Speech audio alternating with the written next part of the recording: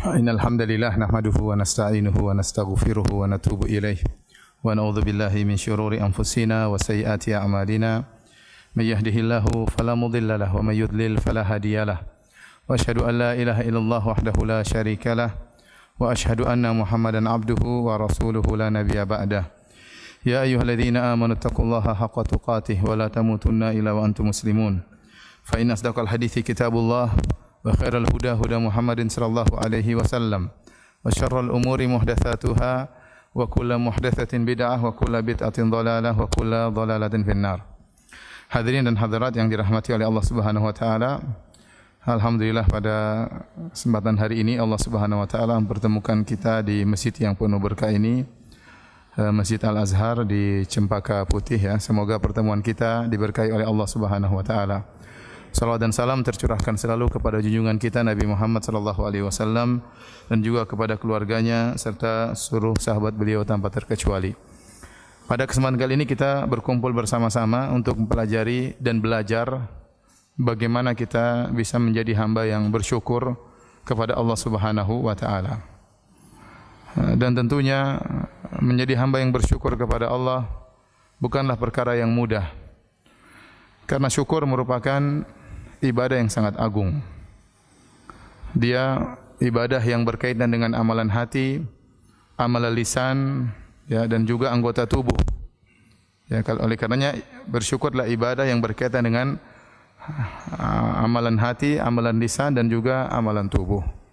Dan bersyukur adalah setengah dari keimanan. Sebagaimana perkataan Ibnu Qayyim rahimahullahu taala, al-imanu nisfan. Bahwasanya iman itu ada dua, nisfun syukrun wa nisfun sabrun. Bahwasanya iman itu ada dua, setengahnya adalah bersyukur dan setengahnya adalah bersabar. Kenapa beliau bisa mengatakan demikian? Karena kehidupan manusia tidak terlepas dari dua kondisi. Kondisi dia diuji oleh Allah dengan kenikmatan-kenikmatan, atau kondisi dia diuji oleh Allah Subhanahu wa taala dengan kesulitan dan kesulitan. Oleh karenanya Allah Subhanahu wa taala berfirman, "Wa nabluukum bisyarri wal khairi fitnah wa ilaina turja'un." Kullu nafsin dha'iqatul maut, setiap jiwa akan merasakan kematian. Wa nabluukum bisyarri wal khairi fitnah, dan kami akan menguji kalian dengan keburukan dan menguji kalian dengan kebaikan, dan kepada kamilah kalian akan dikembalikan. Ini sering saya sampaikan bahwasanya jangan dibayangkan oleh kita bahwasanya ujian itu hanyalah kesulitan saja. Ya. Bukan hanya sakit, kesulitan, kekurangan harta. Di antara ujian yang Allah berikan kepada hamba-hambanya, nabluukum bil khairi, dan juga apa? Bisyarri wal khairi, kami menguji kalian dengan kebaikan, yaitu dengan kesehatan, dengan waktu luang, dengan kelapangan harta, ya. Sehingga Allah melihat apakah hambanya bersyukur atau tidak. Maka tatkala seorang hamba tidak terlepas dari dua kondisi ini, terkadang mendapatkan kenikmatan, terkadang mendapatkan kesulitan, maka dia berputar di antara dua posisi. Kalau diuji dengan kenikmatan dia bersyukur, kalau diuji dengan kesulitan maka dia bersabar. Dan kalau dia tidak bisa bersyukur maka dia berdosa. Dan kalau dia tidak bersabar tatkala diuji dengan kesulitan maka dia pun berdosa. Maka kalau dia berdosa dia beristighfar. Ya, makanya sebenarnya mengatakan unwanus sa'adah thalatha. Tanda-tanda kebahagiaan itu pada seorang hamba ada tiga perkara. Idza u'tiya syakara, kalau diberi kenikmatan dia bersyukur. Wa idza butuliya sabara, kalau diberi ujian dia bersabar. Wa idza aznaba istaghfar, kalau dia berdosa dia beristighfar. Maka barang siapa yang berpindah kondisinya dalam tiga kondisi ini, diberi kenikmatan dia bersyukur, diberi ujian dia bersabar, tatkala berdosa segera dia beristighfar, maka inilah hamba yang bahagia, hamba yang bahagia. Dan seorang mukmin, ya, dia berusaha beribadah kepada Allah apapun kondisi yang Allah berikan kepada dia. Apakah dalam kondisi lapang ataupun dalam kondisi sempit. Ya. Oleh karenanya Nabi sallallahu alaihi wasallam bersabda, "Ajaban li amril mu'min, innal amrahu kullahu khair." Sungguh menakjubkan perkara seorang mukmin, sungguhnya perkaranya seluruhnya adalah kebaikan, adalah yang terbaik. Wa laysa dzalika illa lil mu'min, dan ini tidak bisa dialami kecuali oleh seorang mukmin. In asabahu sarra syakara, kalau dia mendapatkan kesenangan-kesenangan dia pun bersyukur kepada Allah. Fa kana khairan lahu, maka yang terbaik baginya. Wa in asabahu ad-dharra, kalau dia ditimpa dengan kesulitan-kesulitan, penderitaan, kesempitan, sabar, maka dia pun bersabar. Fa kana khairan lahu, dan ini adalah terbaik baginya. Ya, ini kondisi seorang mukmin yang sejati. Makanya saya ingatkan kepada diri saya dan kepada para hadirin, ya, masalah keimanan itu bukan cuma teori. Bukan cuma teori, masalah tauhid, masalah akidah bukan cuma teori, harus ada prakteknya. Bagaimana seorang kemudian hafal ayat-ayat, hafal hadis-hadis, sering ikut pengajian, tapi tatkala ada masalah sedikit dia tidak bersabar. Ada masalah sedikit mudah marah-marah, melemparkan kesalahan kepada orang, ini namanya cuma sekedar teori, praktek enggak ada. Ya. Maka seorang mukmin yang sungguhnya kalau diberi kenikmatan dia bersyukur. Ada orang sering ikut pengajian tetapi waktunya bersyukur untuk bersedekah, membantu orang lain, tangannya terasa berat, hatinya terasa berat. Ini teorinya pintar tapi prakteknya tidak ada, ya. Oleh karenanya seorang berusaha menjadi seorang mukmin yang sungguhnya. Jika diberi kenikmatan dia bersyukur, kalau diberi ujian dia bersabar. Kalau dia bersalah dia beristighfar kepada Allah Subhanahu wa taala. Jadi intinya hamba diuji dengan kebaikan dan diuji dengan keburukan. Ya. Tetapi sebagaimana fitrah manusia, kalau kita diberi ujian oleh Allah dengan kebaikan atau keburukan, mending kita memilih diuji dengan apa? Dengan kebaikan. Disuruh milih jadi orang kaya bersyukur atau orang miskin bersabar, mending jadi apa? Mending kaya bersyukur, ya. Itu fitrah antum, ya. Ustaz juga demikian, ya. Kalau disuruh milih, ya mending saya pilih kaya bersyukur, ya, daripada miskin apa? Bersabar. Dan ini perkataan Mutarrif bin Abdullah rahimahullah, beliau berkata, la an u'afa fa ashkur ahabbu ilayya min an ubtala fa asbir. Saya diberi kelapangan oleh Allah Subhanahu wa taala, dijauhkan dari kesulitan, kemudian saya bersyukur, lebih saya sukai daripada saya diuji kemudian saya bersabar, ya. Tapi jadi masalahnya para hadirin hadirat, ya, kenapa tadi saya katakan ibadah syukur ibadah yang berat? Kenyataannya kebanyakan orang yang diuji dengan kemiskinan, dengan kesempitan, ya, dengan kesulitan, banyak yang lulus dari ujian tersebut. Mereka lebih mudah bersabar. Dan kebanyakan orang yang diuji dengan kekayaan, kelapangan, itu tidak bisa bersyukur. Mereka tidak lulus dalam ujian. Ini jadi masalahnya di situ. Makanya Nabi SAW mengatakan, ittala'tu ala al-jannah fawajadtu anna aktsara ahliha al-fuqara. Saya melihat kepada isi surga dan saya dapati kebanyakan penghuninya orang-orang miskin. Artinya apa? Menunjukkan banyak orang diuji dengan kesempitan, mereka lebih mudah bersyukur, lebih mudah bersabar. Mereka lulus dalam ujian. Dan ada yang orang-orang miskin tidak lulus dalam ujian, diuji dengan kemiskinan akhirnya merampok, diuji dengan kemiskinan akhirnya jual narkoba dan macam-macamnya. Tetapi kebanyakan orang diuji dengan kekayaan tidak bersyukur, ya. Lupa untuk banyak beribadah kepada Allah Subhanahu wa taala. Lupa bahwasanya setiap kenikmatan yang dia miliki akan diminta pertanggungjawaban oleh Allah Subhanahu wa taala.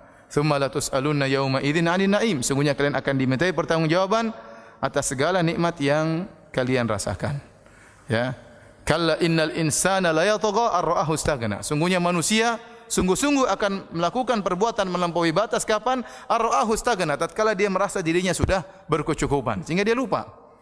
Ya. Makanya saya ulangi lagi, kebanyakan orang diuji dengan kekayaan tidak lulus. Kebanyakan orang diuji dengan kemiskinan apa? Lulus. Saya tanya lagi sama antum. Antum pilih mana? Diuji dengan kekayaan atau dengan kemiskinan? Ini di masjid, ya, siapa tahu dikabulkan doanya. Diuji dengan apa? Dengan apa? Kekayaan. Masih ngeyel. Saya sudah jelaskan. Bahwasanya kebanyakan orang diuji dengan kekayaan tidak lulus. Kebanyakan orang diuji dengan kemiskinan apa? Lulus. Sekali lagi pertanyaannya. Pilih mana? Diuji dengan kekayaan atau dengan kemiskinan? Kekayaan. Tidak ada khilaf kayaknya. Kenyataannya para hadirin hadirat yang dirahmati Allah Subhanahu wa taala, menjadi orang bersyukur, apakah syukur dengan kekayaannya, syukur dengan kesehatannya, syukur dengan ilmunya, syukur dengan waktu lapangnya, ya. Ini tidak mudah. Ya. Oleh karenanya ada seorang pernah berdoa didengar oleh Umar bin Khattab radhiyallahu taala anhu. Diriwayatkan oleh Imam Ahmad dalam kitab Az-Zuhud. Dia berkata, "Allahumma ja'alni minal aqallin." Ya Allah, jadikanlah aku termasuk orang-orang yang sedikit. Umar bertanya, kenapa berdoa seperti itu? Maka dia menjelaskan, orang-orang sedikit orang yang terbaik. Kata dia, bukankah Allah berfirman, "Wa ma amana ma'ahu illa qalil." dan tidak beriman kepada Nabi Nuh kecuali apa? Sedikit orang. Allah juga berfirman, "Illal ladzina amanu wa 'amilus shalihat wa qalilum ma hum." Kecuali orang-orang yang beriman dan beramal saleh, dan hanya sedikit di antara mereka orang-orang seperti itu. Kemudian juga Allah Subhanahu wa taala berfirman, "Wa qalilun min ibadiyas syakur." Hanya sedikit dari hamba-hambaku yang bersyukur. Hanya sedikit dari hamba-hambaku yang bersyukur. Ini kenyataan. Ya. Karena ibadah syukur bukan ibadah yang mudah. Dan iblis telah bersumpah untuk menghalangi orang dari bersyukur kepada Allah. Dia bersumpah di hadapan Allah Subhanahu wa taala, "Tsumma la'atiyannahum min baini aydihim wa min khalfihim wa an aymanihim wa an syama'ilihim wa la tajidu aktsarahum syakirin." Ini sumpah iblis. Ya Allah, sungguh aku akan mendatangi mereka, anak keturunan Adam, dari hadapan mereka, akan aku goda dari hadapan mereka. Akan aku goda dari belakang mereka, akan aku goda dari kanan mereka, dan aku akan goda dari kiri mereka, dan kau akan dapati. Dan dia bersumpah, kebanyakan mereka ya Allah tidak bersyukur kepadamu. Ini sudah janji iblis. Sehingga sebagian ulama mengatakan seandainya ada ibadah yang luar biasa lebih hebat daripada syukur, maka iblis akan melakukan godaan yang luar biasa. Sampai untuk menghalangi orang bersyukur, iblis menggoda dari segala arah. Ya, supaya orang tidak bersyukur. Karena kalau tidak bersyukur masuk neraka jahanam. Ya. Maka digoda dari depan, dari belakang, dari kanan, dari kiri. Wala tajidu aktsarahum syakirin, dan kau akan mendapati kebanyakan mereka tidak bersyukur. Dan Allah telah membenarkan kata Allah, wa qalilun min ibadiyas syakur. Hanya sedikit dari hamba-hambaku yang bersyukur kepada Allah Subhanahu wa taala. Ya. Baik, hadirin dan hadirat yang dirahmati Allah Subhanahu wa taala, perintah untuk bersyukur dalam Al-Qur'an sangat banyak. Ya. Seperti firman Allah Subhanahu wa taala, "Fadhkuruni adzkurkum washkuruli wala takfurun." Ingatlah aku maka aku akan mengingat kalian. Washkuruli, bersyukurlah kepadaku, wala takfurun, dan janganlah kalian ingkar, kufur nikmat. Jangan kalian kufur nikmat, ingkar terhadap kebaikanku. Bersyukurlah. Itu dengan beribadah kepada Allah dan yang lainnya. Ya. Kemudian juga Allah berfirman, "Anishkurli wali walidayka ilayal masir." Bersyukurlah kepadaku, berterima kasihlah kepadaku, dan berterima kasihlah kepada kedua orang tuamu, dan kepada akulah kalian akan dikembalikan. Bahkan Allah Subhanahu wa taala memerintahkan para nabi juga untuk bersyukur. Allah berfirman kepada Nabi Musa, "Ya Musa, inni istafaituka 'alan nasi bi risalati wa bi kalami, fakhudh ma ataituka wa kum minasyakirin." Wahai Musa, sungguhnya aku telah memilih engkau, ya, dilebihkan daripada manusia-manusia yang lain. Aku milih engkau dengan risalahku. Aku menjadikan engkau seorang rasul. Wa bi kalami, dan aku berbicara langsung dengan engkau. Sehingga Nabi Musa diberi gelar dengan kalimullah, yang berbicara langsung dengan Allah Subhanahu wa taala. Kata Allah, "Fakhudh ma ataituka," maka ambillah apa yang aku berikan kepadamu. Ambillah Taurat, ambillah hukum-hukum yang aku turunkan kepadamu. Wa kum minasyakirin, dan jadilah engkau menjadi orang-orang yang bersyukur, ya. Jangankan kita untuk diingatkan bersyukur, para nabi juga diingatkan oleh Allah untuk bersyukur kepada Allah Subhanahu wa taala. Baik, hadirin dan hadirat yang dirahmati oleh Allah Subhanahu wa taala. Sekarang kita berbicara tentang bagaimana kita bisa menjadi hamba yang bersyukur. Saya ulangi, kita sama-sama belajar, ya. Ya, bukan cuma antum, saya sebagai pembicara juga ingin bisa menjadi hamba yang bersyukur, ya. Karena bukan perkara yang mudah jadi hamba yang bersyukur, ya. Bagaimana kita bisa menerapkan bentuk syukur kita kepada Allah Subhanahu wa taala? Cara bersyukur dengan 3 perkara. Tadi telah kita sebutkan, syukur ini ibadah yang mulia karena berkaitan dengan amalan hati, dengan amalan lisan, dan amalan anggota tubuh. Maka yang pertama, syukur tersebut harus ada dalam hati kita, pengakuan bahwasanya seluruh nikmat dari Allah Subhanahu wa taala. Seperti dalam doa zikir pagi petang yang sering kita baca, "Abu'u laka bi ni'matika alayya." Ya Allah, aku mengakui bahwasanya seluruh nikmat yang Engkau berikan kepadaku adalah darimu. Aku mengakui seluruh kenikmatan yang Kau berikan kepadaku. Jadi dalam hati kita ucapkan tersebut, meskipun lisan kita ucapkan tapi perenungan dalam hati. Abu'u laka bi ni'matika alayya. Jadi aku mengakui tentang nikmat-nikmat yang Kau berikan kepadaku, ya. Dan nikmat sangat banyak, ya, yang kita rasakan. Kemudian juga, ya, seperti tatkala kita berumrah, kita bertalbiyah, kita mengatakan labbaik Allahumma labbaik, labbaik la syarika laka labbaik. Ya Allah, kami penuhi panggilan-Mu ya Allah. Ya Allah, kami penuhi panggilan-Mu untuk datang ke tanah suci ya Allah. Ya, la syarika lak, tidak ada syarikat bagimu ya Allah. Kemudian kita berkata, innal hamda wan ni'mata laka wal mulk la syarika lak. Sungguhnya segala pujian hanyalah milik-Mu ya Allah. Wan ni'mah, dan seluruhnya kenikmatan ini darimu. Seluruh kenikmatan yang kami rasakan dari Engkau ya Allah. Wal mulk, dan seluruh kerajaan adalah milik-Mu. La syarika lak, tidak ada syarikat bagimu. Kita mengakui nikmat semuanya dari Allah Subhanahu wa taala. Mungkin nikmat datang dari orang lain, mungkin nikmat datang dari bos kita, mungkin gaji datang dari bos kita, tapi semuanya yang ngatur siapa? Allah Subhanahu wa taala. Makanya Allah berfirman, "Wa ma bikum min ni'matin faminallah."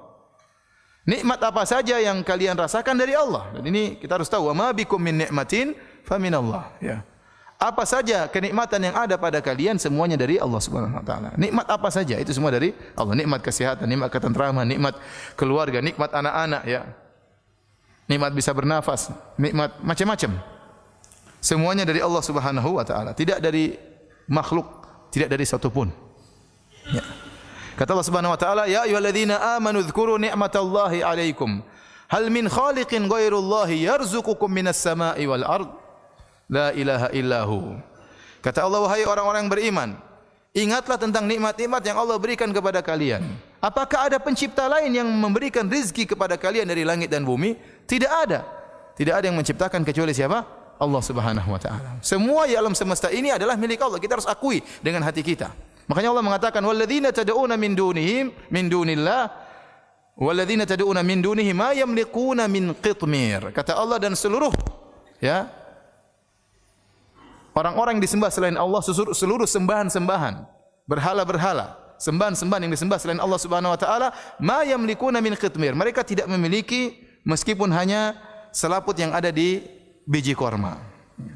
Mereka tidak memiliki apa-apa. Semuanya dari Allah Subhanahu wa taala. Ya. Tidak ada makhluk yang bisa membuat selaput di biji korma. Selaput yang sangat tipis di biji korma yang kita tidak makan, kita buang, itu yang bisa ciptakan hanya siapa? Allah Subhanahu wa taala. Ya. Kata Allah, "Falyanzuril insanu ila ta'amih, anna sababna al-ma'a sabba, thumma syaqaqna al-ardha syaqqa." Kata Allah, hendaknya seorang manusia melihat terhadap apa yang dia makan. Kita disuruh merenungkan. Nanti makan beras, makan buah apel, makan macam-macam. Dari mana? Ya. Semuanya dari Allah Subhanahu wa taala. Apel kita makan, bijinya dari mana? Biji dari Allah. Tanamnya di mana? Tanamnya di tanah Allah Subhanahu wa taala. Airnya dari mana? Air hujan dari Allah Subhanahu wa taala. Ya, yang membuat biji tersebut bisa mengeluarkan tunas kemudian membelah bumi, itu juga Allah. Tsumma syaqaqnal ardha syaqqa, kami yang belah bumi tersebut. Tidak ada sampai saat ini orang yang bisa menciptakan biji. Kata Allah, wal yakhluqu habbatan. Coba mereka ciptakan biji dalam hadis qudsi, ciptakan biji. Seluruh pakar alam semesta berkumpul, dunia ini seluruh pakar fisika, pakar biologi, ya, seluruh pakar-pakar ilmuwan berkumpul ciptakan biji, kalau taruh di tanah bisa tumbuh, enggak mungkin. Apalagi ciptakan telur kemudian taruh dieram sama ayam kemudian menetas. Orang Cina bisa bikin telur cuma bisa digoreng doang ya. Tapi kalau dieram menetas enggak ada yang kasih ruh siapa? Allah Subhanahu wa taala. Jangankan telur menetas, biji saja ditanam tumbuh enggak ada yang bisa. Ya, maka semuanya ini dari Allah Subhanahu wa taala. Wa ma bikum min ni'matin faminallah. Apa saja kenikmatan yang kalian rasakan semuanya dari Allah Subhanahu wa taala. Ini harus pengakuan dari hati kita. Ya. Setelah kita mengakui seluruh kenikmatan dari Allah Subhanahu wa taala, ini adalah ibadah hati ya. Maka bersyukur pula dengan lisan. Dengan lisan, dengan memuji Allah Subhanahu wa taala. Dengan memuji Allah Subhanahu. Di antaranya setelah selesai salat kita berzikir subhanallah, subhanallah, subhanallah 3 kali. Kemudian kita berzikir alhamdulillah, alhamdulillah, alhamdulillah. Dan saya berharap kita semua tatkala berzikir selepas salat ya, benar-benar serius merenungkan makna alhamdulillah, alhamdulillah, alhamdulillah. Ada nikmat tersendiri yang Allah berikan, bukan cuma nikmat tatkala kita salat. Setelah salat kita berzikir ada kenikmatan, Allah masukkan ya iman dalam hati kita tatkala kita mengatakan subhanallah sambil kita renungkan maha suci Allah. Betapa banyak orang mensifati Allah dengan sifat yang tidak benar, ya. Betapa banyak orang yang suudzon kepada Rabbnya. Betapa banyak orang mengatakan Allah punya anak dan macam-macamnya, ya. Kita bilang subhanallah, maha suci Allah. Kemudian kita mengatakan alhamdulillah, segala puji hanya bagi Allah. Segala nikmat dari Allah Subhanahu wa taala. Sambil kita mengatakan alhamdulillah, alhamdulillah, alhamdulillah, ini luar biasa keimanan yang kita rasakan. Jadi kita ucapkan dengan lisan kita sebagai bentuk syukur kita kepada Allah Subhanahu wa taala. Dan Allah adalah Rabb yang suka untuk dipuji. Ya. Oleh karenanya Nabi sallallahu alaihi wasallam ya berkata, "Liyattakhidh ahadukum qalban syakiran." Hendaknya salah seorang dari kalian menjadikan hatinya hati yang bersyukur. Senantiasa bersyukur dengan hati. Kemudian apa? Wa lisanan dzakiran. Dan lisan yang senantiasa berzikir sebagai bentuk bersyukur kepada Allah Subhanahu wa taala. Wa zaujatan tu'inuhu ala amril akhirah. Dan hendaknya mencari istri yang membantu dia dalam urusan apa? Akhirat. Di antara istri yang bisa membantu kita untuk urusan akhirat adalah istri yang pandai bersyukur. Istri yang pandai bersyukur. Dan saya sampaikan kepada para ibu-ibu baik yang hadir di kajian kita ataupun yang menonton langsung di Roja TV ya. Ibu-ibu hendaknya menjadi istri yang solehah yang membantu suaminya untuk pandai bersyukur. Ya. Karena posisi ibu-ibu sangat urgent dalam masalah syukur kepada Allah Subhanahu wa taala. Seorang suami bisa sangat pandai bersyukur karena istrinya, pengaruh istrinya. Dan seorang suami bisa menjadi tamak ya, hasrat dengan dunia tiada henti-hentinya juga terkadang karena istrinya. Oleh karena ibu-ibu hendaknya menjadi istri yang soleh yang bantu suami untuk bersyukur. Ustaz, kok Ustaz bisa nuduh para istri? Saya bukan nuduh, saya cerita kenyataan. Tentunya tidak semua ibu-ibu ya. Banyak ibu-ibu yang solehah, masya Allah ya, yang menyuruh suami untuk bersyukur, yang menahan suaminya jangan terlalu ngoyo dalam masalah dunia suamiku, jangan lupa beribadah, jangan lupa berdoa. Suaminya diingatkan, jangan lupa baca doa keluar rumah, jangan lupa doa naik pesawat. Ada istri-istri solehah, masya Allah. Ini nikmat kalau punya istri seperti ini. Alhamdulillah ya. Tapi ada sebagian istri membuat suaminya tidak bersyukur, membuat suaminya tamak. Ya. Kok bisa Ustaz? Contohnya bagaimana? Ya. Contohnya istrinya bilang sama suaminya, "Mas, beli mobil lagi, Mas. Kita yang sudah punya mobil. Tapi mobil tetangga lebih bagus, Mas. Beli lagi." Ya. Tapi kita enggak punya uang, sayangku. Enggak, Mas, utang aja, Mas. Kita bertawakal kepada Allah setelah itu. Utang bertawakal ya, utang. Akhirnya utang. Ya, kalau suami sudah kejebak hutang akhirnya apa? Akhirnya susah ya. Tamak dia mencari harta karena untuk nutup utang ditagih-tagih orang. Padahal itu keperluan yang bukan urgen. Ya. Udah punya rumah, Mas, kita bikin rumah yang lebih besar, Mas. Ya, akhirnya suaminya ikut-ikutan dan banyak suami yang nurut sama istri, banyak. Apalagi suami Indonesia banyak.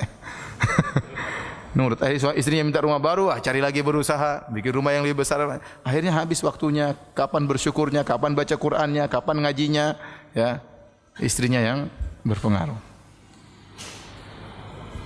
Istrinya bergaul sama orang-orang kaya.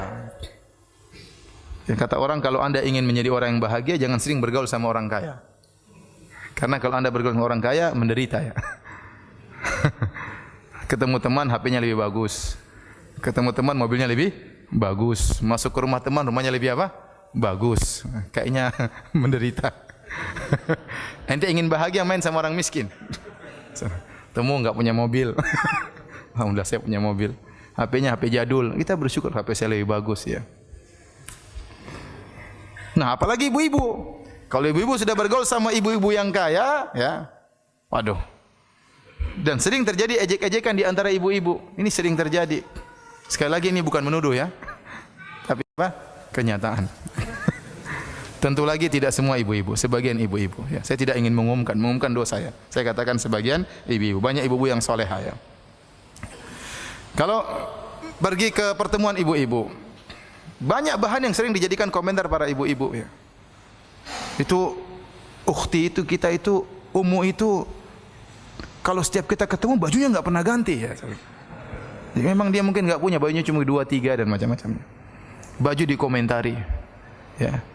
Ketemu lagi orang pakai HP, itu kok HP jadul masih kamu HP jadul masih dipakai zaman sekarang. Dia kan tersinggung seperti itu. Ya. Karena ibu-ibu hobi komentar ya. Ustaz aja dikomentari. Ini saya cerita kenyataan ya. Istri saya tiba-tiba istri saya negur saya. Kamu tuh kok enggak pernah ganti baju? Bukan ganti baju saya memang warnanya mirip-mirip ya. Karena ada ummahat yang lapor sama istri saya. Ustadz kok enggak pernah ganti baju? Kan tersinggung istrinya. Saya tidak tersinggung. Istri saya yang tersinggung, seakan-akan istri saya tidak perhatian sama saya. Karena baju saya coklat tua, coklat muda, warna gelap-gelap. Jadi orang yang matanya kurang jeli, akhirnya menyangka bajunya sama saja. Dan memang ada baju yang warnanya sama memang. Disangka bajunya itu-itu aja. Istri saya tersinggung. Akhirnya tiba di Madinah beli baju banyak banget ya. Biar enggak ada yang komentar katanya. Ya. Akhirnya apa kalau seorang ibu-ibu sudah dikomentari, yang dia pulang ke rumah, yang jadi korban suaminya, Mas, sepatu beli 2 dong, 3, sendal beli 2 atau 3. Kenapa? Saya malu, kemana-mana sendalnya itu-itu aja gitu.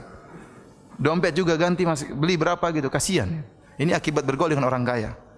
Kalau istri sudah kena penyakit gini, bawa ke orang-orang miskin. Ya, kamu situ main sama orang miskin, biar bersyukur kepada Allah Subhanahu wa Ta'ala. Ingat ya, bukan berarti dilarang bergaul sama orang kaya. Tidak, kita bergaul dengan siapa saja, tapi seorang harus bisa menata hatinya. Harus bisa menata hatinya. Oleh karena dalam suatu ayat Allah mengatakan, ya ayyuhalladzina amanu la yaskhar qaumun min qaumin asa yakunu khairan minhum. Wahai orang yang beriman, janganlah sebagian kalian mengejek sebagian yang lain. Bisa jadi yang diejek lebih baik daripada yang mengejek. Kemudian kata Allah, wala nisaun min nisain. Dan jangan sebagian wanita mengejek wanita yang lain. Asa ayakunna khairan minhun. Bisa jadi yang diejek lebih baik daripada yang mengejek. Sebagian ulama berpendapat, Allah menyebutkan secara umum pertama, wahai orang yang beriman, jangan kalian mengejek. Setelah itu Allah menyebutkan, wahai para wanita. Padahal para wanita termasuk dari orang beriman, tetapi disebutkan secara khusus dalam kaidah dzikrul khas ba'dal am, penyebutan yang khusus setelah umum. Kenapa? Karena seringnya wanita sering mengejek. Ya. Dan benar kata Nabi SAW, ya, bahwasanya kata Rasulullah SAW kepada para wanita, tasaddaqna fa inna kunna aktsara hatabi jahannam. Wahai para wanita, banyaklah kalian bersedekah karena banyak di antara kalian penghuni neraka jahanam. Sebagian wanita berkata, lima ya Rasulullah, kok bisa ya Rasulullah? Kata Rasulullah SAW, li'anna kunna takfurnal ashir, karena kalian tidak berterima kasih kepada suami, tidak bersyukur kepada suami, nuntut terus kerjanya. Ya. Kemudian wa tukthirna la'nah, karena kalian sering melaknat, sering mengumpat. Sehingga wanita di antara wanita yang lain sering mengejek dalam banyak sisi. Sepatu diejek, HP diejek, dompet diejek, datang ke rumahnya kompro, rumahnya jorok, jadi bahan ejekan banyak. Anaknya enggak diurus, jadi wanita sering mengejek di antara mereka. Sehingga dikhususkan penyebutan mereka karena mereka seperti itu. Sehingga tatkala kemudian banyak melihat yang lebih bagus dari miliknya, baik HP-nya dan rumahnya, akhirnya pulang ke rumah suaminya disuruh untuk beli ini, beli anu, dituntut untuk beli macam-macam. Akhirnya istri tidak bersyukur, suaminya pun akhirnya tidak bersyukur. Makanya saya ingat kembali kepada ibu-ibu, hendaknya menjadi istri yang solehah. Ya, kata Nabi SAW, liyattakhid ahadukum qalban syakiran. Hendaknya salah seorang dari kalian menjadikan hatinya hati yang bersyukur, wa lisanan dzakiran, lisan yang senantiasa berzikir, wa zaujatan tu'inuhu ala amril akhirah, dan istri yang membantu dia untuk urusan akhirat. Jadi seorang istri berusaha untuk menjadikan suaminya sebagai suami yang qanaah, suami yang pandai bersyukur kepada Allah Subhanahu wa taala. Jadi kita disuruh untuk banyak berzikir sebagai bentuk bersyukur kepada Allah. Nabi SAW, ya, dari bangun tidur sudah memuji Allah Subhanahu wa taala. Tatkala mau tidur juga memuji Allah Subhanahu wa taala. Di antara doa bangun tidur, Nabi berdoa, alhamdulillahi ahyana ba'da ma amatana wa ilaihin nusyur. Segala puji bagi Allah. Bangun tidur langsung memuji Allah. Kita juga demikian. Bangun tidur langsung muji Allah, jangan lihat HP langsung. Bangun tidur langsung lihat WhatsApp, jangan. Bangun tidur puji dulu Allah. Alhamdulillahilladzi ahyana ba'da ma amatana wa ilaihin nusyur. Ya. Segala puji bagi Allah yang telah menghidupkan kita kembali. Ya. Setelah mematikan kita. Jadi tidur itu kematian. Kita enggak tahu kalau tidur bisa bangun atau tidak, ya. Makanya Rasulullah SAW waktu doa tidur beliau mengatakan, subhanakallahumma rabbi bika wada'tu jambi wa bika arfa'u in amsakta nafsi faghfir laha wa in arsaltaha fahfadha bima tahfadhu bihi ibadaka salihin. Ya Allah, dengan Engkau lah aku bisa meletakkan lambungku, bersyukur kepada Allah. Dan dengan sebab Engkau aku bisa mengangkat apa? Lambungku. Ini doa Nabi waktu mau tidur. In amsakta nafsi, kalau kau tahan jiwaku, kau tidak kembalikan lagi jiwaku, faghfir laha, maka ampunilah apa? Jiwaku. Wa in arsaltaha, kalau kau kembalikan jiwaku, fahfadhha bima, maka jagalah jiwaku sebagaimana engkau menjaga hamba-hambamu yang saleh. Ya. Tatkala kita bisa hidup kembali, ini nikmat dari Allah. Dalam doa yang lain, Nabi berdoa, alhamdulillahilladzi afani fi jasadi. Segala puji bagi Allah yang berikan aku kesehatan pada jasadku. Wa radda alayya ruhi, dan juga mengembalikan ruhku kepada aku. Wa adzina li bi dzikrihi, dan Allah mengizinkan aku untuk bisa berzikir kepadanya. Ini kita syukuri. Bangun alhamdulillah dalam kondisi sehat. Kemudian alhamdulillah roh masih bisa kembali, masih bisa beraktivitas, masih bisa ya berbuat baik kepada orang tua, kepada anak istri, masih bisa beribadah, masih bisa sujud, masih bisa istighfar. Banyak orang tidur enggak bisa bangun lagi. Wa adzina li bi dzikrihi, dan masih mengizinkan lisanku untuk berzikir kepada Allah. Ini doa bangun tidur. Mau tidur juga Nabi SAW memuji Allah Subhanahu wa taala. Di antara doa mau tidur Rasulullah SAW baca, yang dibaca oleh Nabi SAW, alhamdulillahilladzi at'amana wa saqana wa kafana wa awana wa kam mimman la kafiya lahu wa la mu'wi.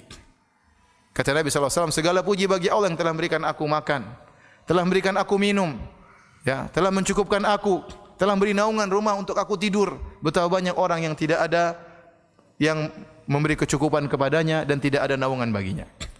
Nabi sebelum tidur masih ingat-ingat nikmat Allah Subhanahu wa taala. Hari ini alhamdulillah masih makan, masih kenyang, masih bisa minum. Ya, alhamdulillah masih bisa tidur di rumah. Banyak orang enggak punya rumah, tidur di mana bingung ya. Ya, masih ada yang menaungi. Ini Nabi SAW muji Allah Subhanahu wa taala sebelum tidur. Bangun tidur muji Allah, sebelum tidur juga muji Allah Subhanahu wa taala. Dan Allah Subhanahu wa taala adalah Rabb kita yang suka untuk dipuji oleh hamba-hambanya. Makanya dalam hadis, innallaha la yarda an 'abdihi idza an ya'kula akalah fayahmadahu 'alaiha aw an yashraba syarbah fayahmadahu 'alaiha. Sungguhnya Allah ridha kepada seorang hamba jika dia makan makanan maka dia pun memuji Allah, dan jika dia minum minuman maka dia pun memuji Allah Subhanahu wa taala. Apa doa kita kalau setelah makan dan minum? Alhamdulillahilladzi at'amani. Kemudian apa doanya? Alhamdulillahilladzi at'amana wa saqana wa ja'alana minal muslimin. Hadisnya sahih atau dhaif? Alhamdulilladzi at'amani hadzal ta'am wa razaqanihi min ghairi haulin minni wala quwwah. Kalau antum baca doa ini dalam hadis yang sahih, maknanya indah. Segala puji bagi Allah yang telah memberikan aku rizki ini, baik makanan maupun minuman. Min ghairi haulin minni wala quwwah, tanpa ada usaha, tanpa ada kekuatan dariku. Semuanya murni dari siapa? Dari Allah Subhanahu wa taala. Ya. Ya, ada sebagian ustaz cerita anaknya habis makan baca doa ini. Sudah hafal, masih kecil di Madinah. Alhamdulillah at'amani hadzal ta'am wa razaqanihi min ghairi haulin minni wala quwwah. Segala puji bagi Allah yang memberikan aku rezeki ini tanpa ada kekuatan upaya dariku, wala quwwah, dan tidak ada kekuatan dariku. Dia bilang, "Abi, katanya wala quwwah. Di sini saya makan enggak ada kuahnya, Abi." Disangka maknanya, ya Allah, terima kasih atas kuah yang kau berikan kepadaku. Padahal kuah itu maksudnya apa? Kekuatan. Baik, jadi kita berusaha untuk memuji Allah Subhanahu wa taala. Oleh karenanya di antara hamba-hamba Allah yang sangat pandai bersyukur, tentunya para nabi seluruhnya pandai bersyukur. Di antaranya adalah Nabi Ibrahim alaihissalam. Allah mensifati Nabi Ibrahim dengan pujian yang luar biasa. Kata Allah Subhanahu wa taala, "Inna Ibrahim kana ummatan qanitan lillah hanifan wa lam yakun minal musyrikin syakiran li an'umi ijtabahu wa hadahu ila siratal mustaqim." Kata Allah, sungguhnya Ibrahim itu adalah qudwah, ummah, yaitu adalah teladan. Kemudian senantiasa beribadah kepada Allah Subhanahu wa taala, hanifan, jauh dari kesyirikan, condong kepada tauhid, dan tidak pernah berbuat syirik sama sekali. Kemudian kata Allah, syakiran li an'umi, senantiasa bersyukur ya dengan nikmat-nikmat yang Allah berikan kepadanya. Allah menggunakan kalimat syakiran, itu isim fa'il. Kalau isim fa'il itu menunjukkan senantiasa, syakiran. Ya. Senantiasa bersyukur kepada Allah li an'umi, atas nikmat-nikmat yang Allah berikan kepadanya. Perhatikan di sini, Allah menggunakan wazan af'ul li an'umi. Karena nikmat itu wazannya bisa dijamak dengan ni'am, ya. Di antaranya bisa an'um. Apa bedanya?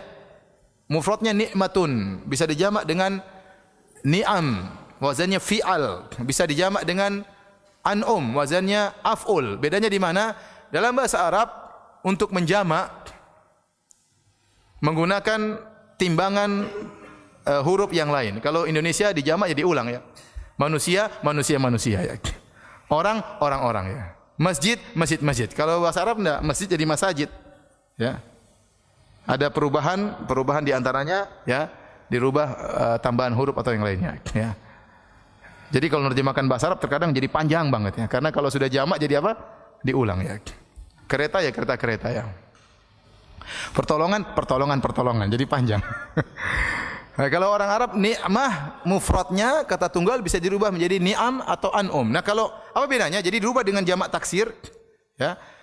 Jamak taksir bisa dua makna. Ada namanya jam'ul kasrah, ada nama jam'ul qillah. Jam'ul kasrah itu timbangan huruf yang menunjukkan benda tersebut banyak, lebih dari 10. Adapun jam'ul qillah itu timbangan huruf yang menunjukkan benda tersebut banyak tapi kurang dari 10. Namanya jam'ul qillah. Dan Allah tatkala menunjukkan Nabi Ibrahim alaihissalam bersyukur, Allah menggunakan syakiran li an'umih. Yaitu dia senantiasa bersyukur li an'umih yang menunjukkan jam'ul qillah, jamak yang menunjukkan nikmat tersebut antara 3 sampai 9. Sedikit.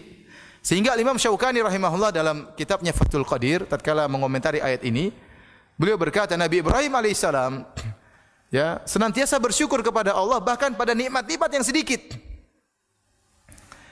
Bukan hanya nikmat-nikmat besar yang dia syukuri kepada Allah, nikmat-nikmat yang sedikit yang mungkin terkadang kita lalaikan itu disyukuri oleh Nabi Ibrahim alaihissalam. Jadi seluruh nikmat yang dia rasakan dia syukur kepada Allah Subhanahu wa taala. Kita kalau mensyukuri nikmat-nikmat besar sering, atau dapat proyek besar kita masyaallah alhamdulillah bersyukur kepada Allah Subhanahu wa taala, ya. Tahu-tahu alhamdulillah tadinya bujangan kemudian menikah, oh alhamdulillah dapat istri, bersyukur kepada Allah Subhanahu wa taala, ya. Tahu-tahu ada pengumuman bisa naik haji, bersyukur kepada Allah. Ini biasa orang bersyukur nikmat yang besar. Jadi masalah, bisakah kita bersyukur dengan nikmat-nikmat yang sedikit? Nah, harus kita latih diri kita. Nikmat sedikit yang mungkin anggap sedikit makan. Ini padahal bukan nikmat sepele, ya. Makan, ada makanan bisa mengenyangkan, itu nikmat yang luar biasa. Ya, Nabi Ibrahim alaihissalam terhadap nikmat-nikmat yang sedikit dia bersyukur kepada Allah, apalagi terhadap nikmat-nikmat yang besar. Sering kita lupa kalau kita dapat nikmat-nikmat yang sedikit, ya. Kita sering lupa seakan-akan kita bisa bernapas ini memang sudah tugas dari Allah Subhanahu wa taala. Padahal itu nikmat, ya. Bisa melihat, bisa memandang, bisa mendengar, seakan-akan itu bukan nikmat, padahal itu nikmat.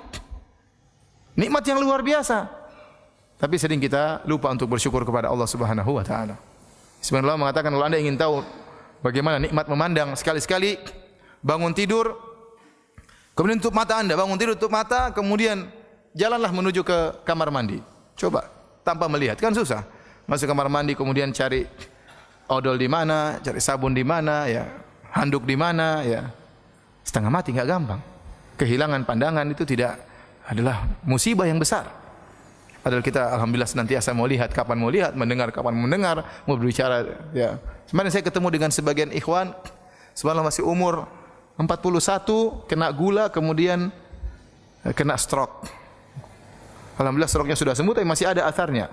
Dia berbicara dengan saya, berusaha menjelaskan, susah dia jelaskan. Kenapa? Lisannya enggak bisa lurus lagi. Ngomongnya susah banget. Benar kita bicara enak, ngomong apa aja bisa. Dia mau bicara sudah susah. Kenapa? Dulu dia bicara dengan mudah. Allah cabut nikmat tersebut, sudah susah dia mengungkapkan sesuatu. Oleh karena para hadirin, ya, lihat Nabi Ibrahim alaihissalam bersyukur dengan segala nikmat yang Allah berikan kepada dia. Minimal kita dalam hati kita, ya, bahwasanya Allah berikan kita berbagai macam kenikmatan.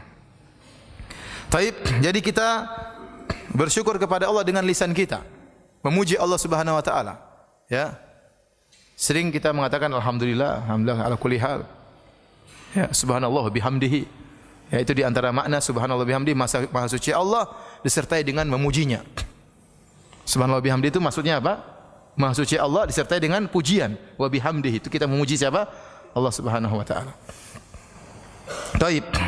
Kemudian di antara bentuk bersyukur kepada Allah, bersyukur dengan anggota tubuh. Bersyukur dengan anggota tubuh. Caranya bagaimana? Dengan beribadah kepada Allah Subhanahu wa taala. Dengan beribadah kepada Allah Subhanahu wa taala. Ya, sebelum kita menyampaikan masalah ini ada satu perkataan Syekh Utsaimin dalam kitabnya Syarhul Mumti' ya, tentang masalah bersyukur kepada Allah, memuji Allah Subhanahu wa taala ya. Betapa sering kita lupa dengan nikmat-nikmat Allah Subhanahu wa taala sehingga kita tidak bisa bersyukur dengan sebaik-baiknya. Kata beliau, apa hikmah tatkala kita keluar dari toilet kemudian kita mengatakan ghufranaka. Kalau kita keluar dari toilet apa doanya? Ghufranaka. Doa yang lain? Apa? Hadis dhaif lagi ya. Kita keluar dari toilet kita bilang ghufranaka. Ya Allah ampunanmu ya Allah. Kata Syekh Utsaimin, kenapa? Karena kita mengaku kepada Allah, ya Allah aku tidak mampu bersyukur kepadamu dengan sesungguhnya. Ya, kenapa? Kita bisa dibuat buang air itu nikmat. Seandainya kotoran tersebut tidak bisa keluar, maka itu sangat penderitaan yang luar biasa. Ya. Ternyata kita bisa masuk ke toilet, bisa buang air. Ini nikmat yang luar biasa sering kita lupakan. Sehingga kita mengatakan ya Allah ampunanmu ya Allah. Ya. Karena kita tidak mampu bersyukur kepada Allah dengan semestinya. Kalau mau setiap nikmat kita bersyukur, kita tidak bakalan mampu. Ya. Tapi ini di antara bentuk untuk kita mengakui tentang karunia Allah Subhanahu wa taala kepada kita. Kita lanjutkan tentang bersyukur dengan anggota tubuh. Di antaranya secara umum kalau Anda ingin tahu Anda bersyukur kepada Allah, maka beribadahlah kepada Allah Subhanahu wa taala. Di antara bukti bersyukur kepada Allah adalah dengan beribadah, ya. Dengan beribadah kepada Allah. Oleh karenanya, ya, tatkala Allah Subhanahu wa taala memberikan kenikmatan yang luar biasa kepada Nabi Sulaiman. Nikmat yang luar biasa, kerajaan yang luar biasa sampai Nabi Sulaiman menguasai para jin, bahkan syaitan juga dikuasai oleh Nabi Sulaiman. Ya, angin dikuasai oleh Nabi Sulaiman, pasukannya juga pasukan hewan, bisa berbicara dengan bahasa hewan, luar biasa. Tidak pernah Allah berikan kepada nabi-nabi yang lain dan Allah tidak akan berikan lagi kepada nabi-nabi yang lain. Karena dia berdoa dengan kata dia habli mulkan la yambagi li ahadin min ba'di. Ya Allah berikanlah aku kerajaan yang tidak boleh lagi kepada seorang pun setelahku. Maka Allah berikan dia berbagai macam mukjizat. Setelah Allah sebutkan tentang nikmat-nikmat tersebut kepada Nabi Sulaiman, kata Allah, "I'malu ala Dawud syukran wa qalilun min ibadiyas syakur." Kata Allah, beramalah wahai keluarga Daud, yaitu Sulaiman bin Daud, Nabi Sulaiman dan dia keluarga Daud, kan ayahnya Daud alaihissalam, syukran sebagai bentuk bersyukur kepada Allah. Wa qalilun min ibadiyas syakur, dan hanya sedikit dari hamba-hambaku yang bersyukur. Ya. Jadi di antara bukti Anda bersyukur, Anda beramal saleh. Gak usah banyak teori. Saya ini orang bersyukur tapi solat malas. Ini ngomong kosong itu. Ya. Saya orangnya bersyukur kepada Allah, tapi zikir juga malas. Gak pernah baca Quran. Syukur dari mana? Ya. Saya bersyukur kepada Allah, tetapi pelit kalau bersedekah. Syukur dari mana? Kita nggak pingin banyak teori, pingin prakteknya. Kalau Anda banyak beribadah, berarti Anda bersyukur kepada Allah. Karena yang berikan rezeki kepada Anda adalah Allah Subhanahu wa taala. Ya. Kita saja kalau kita kerja sama seorang bos kita nyuruh kita apa saja, kita nurut atau tidak? Nurut. Mau jam berapa saja kita datang, kita nurut karena kita bersyukur kepada bos. Padahal nikmat yang Allah berikan kepada kita luar biasa. Ya. Maka bukti Anda bersyukur kepada Allah, Anda taat kepada Allah, beribadah kepada Allah Subhanahu wa taala. Di antaranya Nabi SAW menyebutkan tentang mensyukuri engsel-engsel tubuh. Ini apa namanya ini? Sendi-sendi tubuh. Engsel ya. Sendi-sendi tubuh. Alhamdulillah kita bangun pagi bisa gerak, bisa macam-macam ya. Ya. Antum bayangkan kalau bangun pagi kemudian kena asam urat kan setengah mati ya.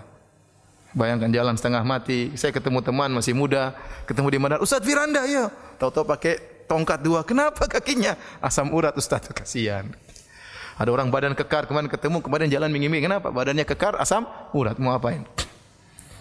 Ada orang sudah susah lututnya, ya sakit terus. Kenapa?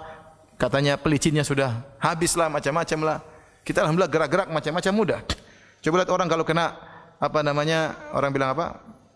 Saraf terjepit itu. Waduh, itu sakitnya luar biasa. Makanya Nabi SAW berkata, "Yusbihu ala kulli sulama min ahadikum sadaqah." Sungguhnya setiap sendi yang ada pada tubuh kalian setiap pagi wajib untuk disyukuri dengan sedekah. Ya, dan kita ada 360 sendi. Satu sendi saja enggak beres, sakitnya luar biasa. Dan ini saya dengar sebagian dokter cerita kepada saya waktu saya hajian kemarin. Dokter cerita, Ustaz, gara-gara hadis ini ada orang masuk Islam.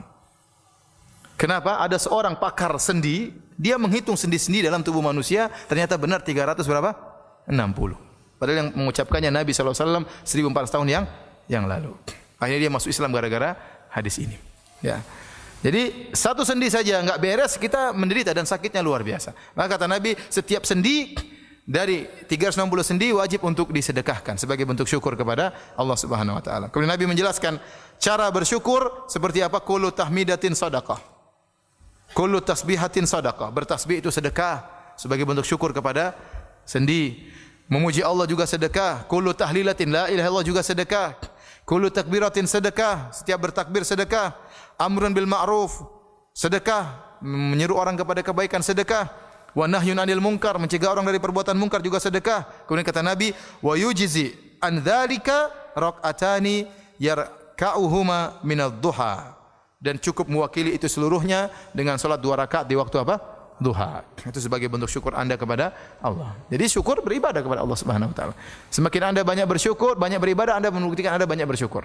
Makanya Nabi sallallahu alaihi wasallam waktu salat sampai kakinya bengkak. Ya, maka istrinya bertanya, "Ya Rasulullah, Anda salat sampai seperti ini?" Ya, hatta tatawarram qadamah, sampai keduanya kakinya bengkak, pecah-pecah. Kata Nabi sallallahu alaihi wasallam, "Afala akunu abdan syakuran?" Kenapa aku tidak menjadi hamba yang bersyukur kepada Allah Subhanahu wa taala? Jadi, saya ingatkan kepada hadirin dan hadirat, ya, bukti yang paling nyata Anda bersyukur adalah dengan beribadah. Anda bersyukur dengan hati, iya, itu penting. Dengan mengakui segala nikmat dari Allah Subhanahu wa taala. Bersyukur dengan lisan, dengan memujinya, itu juga penting. Yang paling penting praktek dengan ibadah. Ibadah apa saja? Ya, berbakti kepada orang tua berarti Anda bersyukur kepada orang tua dan bersyukur kepada Allah karena Allah yang suruh Anda berbakti kepada kedua orang tua. Bersedekah, salat malam, salat duha, salat berjamaah, bersyukur kepada Allah. Mumpung Anda masih bisa berjalan, langkahkanlah kaki Anda menuju ke masjid untuk salat berjamaah, ya. Di antara bentuk bersyukur kepada Allah adalah sujud syukur. Sujud syukur. Kalau kita mendapatkan kenikmatan yang luar biasa, kita sujud syukur, berterima kasih kepada Allah Subhanahu wa taala.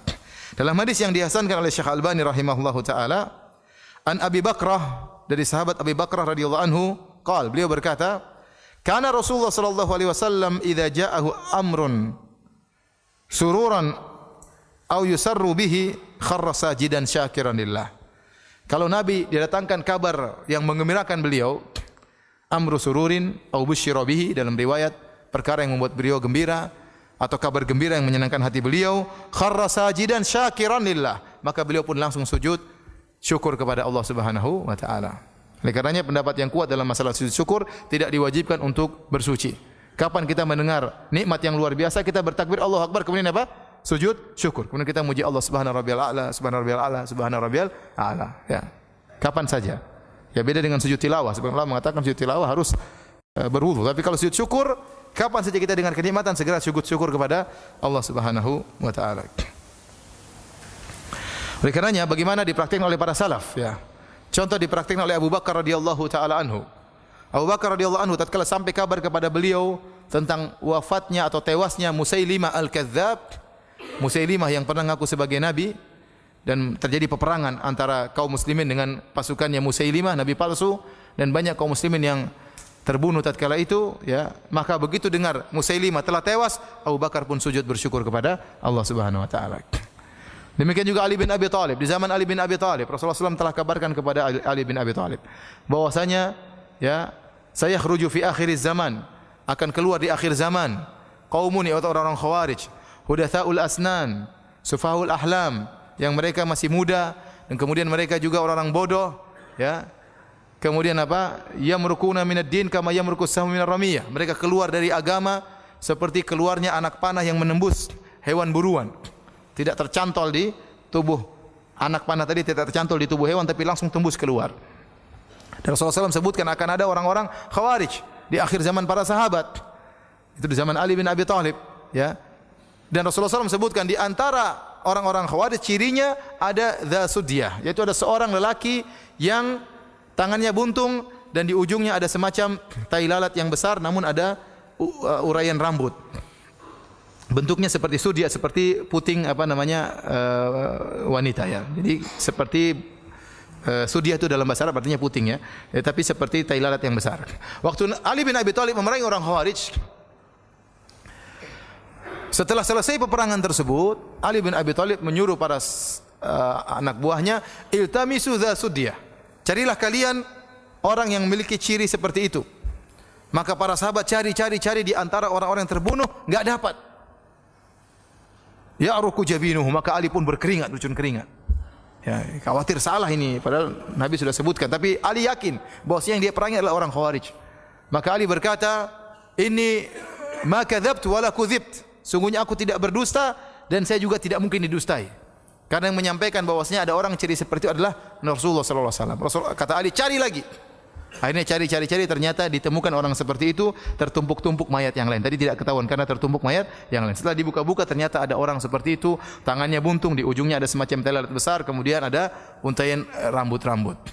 Maka Ali bin Abi Thalib radhiyallahu anhu kharra sajidan, kemudian sujud syukur kepada Allah Subhanahu wa taala.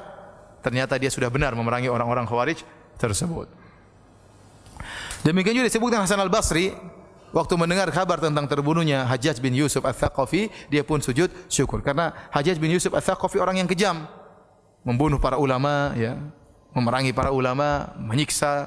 Waktu dia meninggal, langsung Hasan Al-Basri sujud syukur kepada Allah Subhanahu wa taala. Taib hadirin dan hadirat yang dirahmati Allah Subhanahu wa taala. Sekarang kita akan bahas ya, apa sih perkara-perkara yang bisa membantu kita untuk bersyukur kepada Allah Subhanahu wa taala. Perkara-perkara yang bisa membantu kita untuk bisa bersyukur kepada Allah Subhanahu wa taala. Di antaranya yang pertama, sebagaimana dalam hadis yang masyhur, yaitu dalam masalah dunia suruh lihat ke bawah, jangan lihat ke atas. Rasulullah SAW bersabda dalam hadis Abu Hurairah radhiyallahu anhu, ya, riwayat Tirmidzi, kata Nabi SAW, "Unzuru ila man huwa asfala minkum, wa la tanzuru ila man huwa fawqakum, fa innahu ajdaru alla tasdaru ni'matallahi alaikum." Kata Nabi SAW, lihatlah dalam masalah dunia, lihatlah ke bawah orang yang lebih rendah dari kalian, dan jangan lihat ke atas. Nabi larang, jangan lihat ke atas. Nabi larang. Ini bukan anjuran, larang. Kata Nabi, "Wa la tanzuru", jangan lihat ke atas. Fa innahu ajdaru alla tasdaru ni'matallahi alaikum. Kalau kalian lihat ke bawah, kalian tidak akan pernah meremehkan nikmat Allah Subhanahu wa taala. Maka seorang dalam masalah dunia hendaknya lihat ke bawah, jangan lihat ke atas. Kalau lihat ke atas, dia tidak akan pernah bahagia. Dia tidak akan pernah qanaah, dia tidak akan pernah bersyukur karena lihat ke atas terus, tidak pernah puas dengan nikmat Allah. Maka suruh lihat ke bawah. Bagaimanapun kondisi kita, ikhwan dan akhwat, bapak dan ibu yang dirahmati Allah Subhanahu wa taala, bagaimanapun sulitnya kondisi kita, pasti ada orang lebih sulit daripada kita. Pasti ada orang lebih sulit daripada kita. Kalau Anda punya mobil butut, bersyukurlah kepada Allah Subhanahu wa taala. Masih banyak orang tidak punya mobil. Anda tidak punya mobil, hanya punya motor, bersyukurlah kepada Allah. Masih banyak orang tidak punya motor, masih naik sepeda. Anda punya sepeda, bersyukurlah kepada Allah. Masih banyak orang tidak punya sepeda, jalan kaki.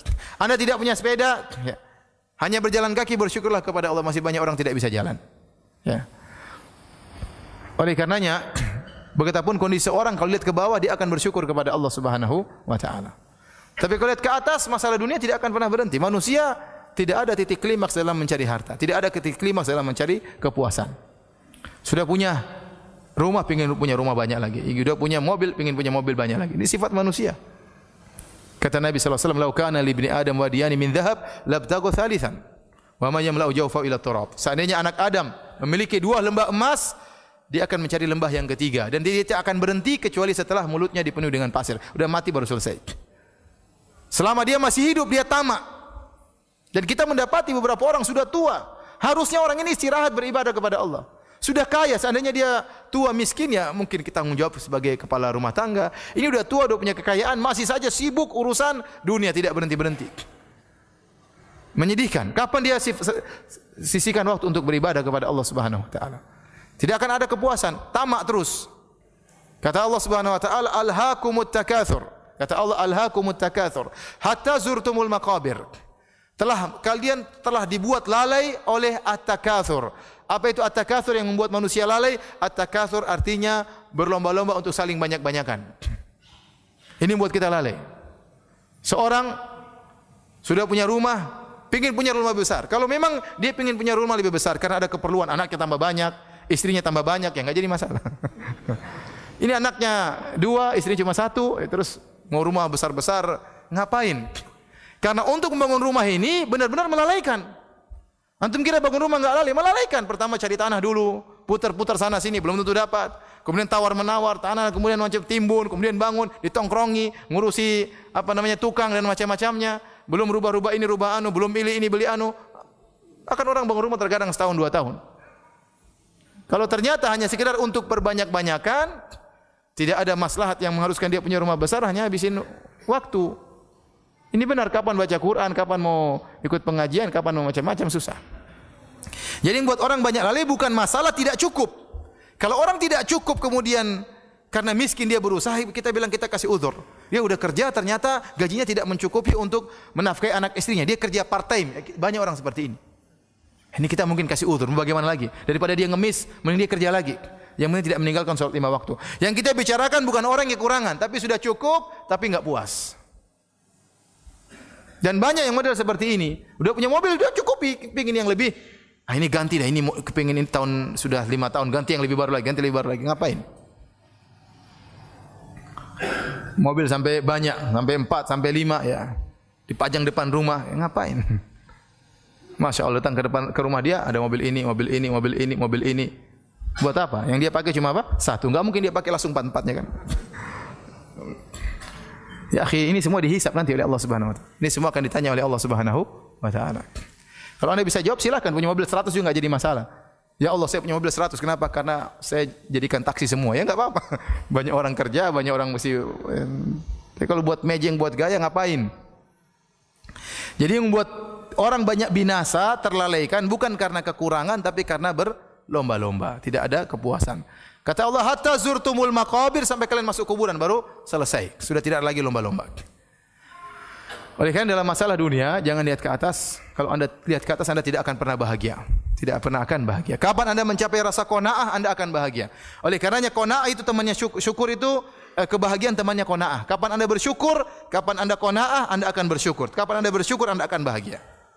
Kapan Anda tidak qanaah, Anda tidak akan bersyukur. Kapan Anda tidak bersyukur, Anda tidak akan pernah bahagia. Saya sering sampaikan, bisa jadi seorang supir lebih bahagia daripada majikannya. Saya ketemu dengan seorang supir murah senyum, senyum-senyum, ya, ramah, tidak ada wajah sumpek, senang-senang saja. Oh ya Ustaz, ya Ustaz. Saya tanya, Pak, kok senyum-senyum terus? Ya kita akan bersyukur Ustaz. Kita terima apa adanya Ustaz. Kalau kita bersyukur enak hidup ini Ustaz. Ini nyeramahi Ustaz, kurang ajar kan. Majikannya belum tentu. Majikannya belum tentu. Mungkin naik mobil lebih mewah, mungkin banyak pikiran macam-macam, belum tentu. Ya. Makanya kebahagiaan itu bukan hanya dimiliki orang kaya. Yang penting Anda qanaah, Anda akan bersyukur. Kalau Anda bersyukur, Anda pasti bahagia. Anda pasti bahagia. Ya. Kata Imam Syafi'i rahimahullah, "Idza ma kunta dza qalbin qanu'in fa anta wa malikud dunya sawa'u." Kalau kau sudah memiliki hati yang qanaah, kau dan raja sebenarnya sama saja. Kapan seorang bersyukur? Coba kalau Anda punya istri suka bersyukur, senyum-senyum terus sama Anda. Tapi kalau enggak bersyukur, Mas ini enggak ada ini, marah terus. Akhirnya dia tidak bahagia, Anda juga tidak bahagia. Karena Anda terpengaruh dalam kehidupannya. Oleh karenanya para hadirin, hadirkan sifat qanaah, lihat ke bawah. Ya. Jangan pernah lihat ke atas. Kalau masalah akhirat baru lihat ke atas. Jangan pernah qanaah, ya. Saya ulangi, kalau masalah akhirat lihat ke atas. Karena Allah suruh berlomba-lomba, fastabiqul khairat, berlomba-lomba dalam kebaikan. Wa fi dzalika falyatanafasul mutanafisun, urusan surga maka bersainglah kata Allah Subhanahu wa taala. Wasari'u, cepatlah. Urusan masalah akhirat berlomba-lomba. Jangan qanaah. Ya. Antum kok cuma salat di rumah, tidak salat di masjid. Oh alhamdulillah, masih banyak orang tidak salat. Saya salat di rumah, alhamdulillah. Qanaah. Antum kok cuma salat seminggu sekali. Oh alhamdulillah, masih banyak orang salat setahun sekali. Masih mending saya, ya mending, nerakanya masih lebih mending daripada nerakanya dia bilang. Jadi ya, kalau urusan akhirat suruh lihat ke atas. Ihdinas siratal mustaqim, siratal ladzina an'amta 'alaihim. Ya Allah, tunjukkan aku jalan yang lurus, jalannya orang-orang yang kau beri nikmat kepada mereka, jalannya para nabi, wan nabiyyin, syuhada, as-siddiqin, jalannya para nabi. Kita disuruh lihat ke atas masalah akhirat. Jadi jangan terbalik, sebagian orang masalah akhirat qanaah, masalah dunia tidak puas. Seharusnya masalah dunia qanaah, masalah akhirat jangan pernah apa? Jangan puas. Tapi ini di antara cara untuk bersyukur. Ya ikhwan, ya.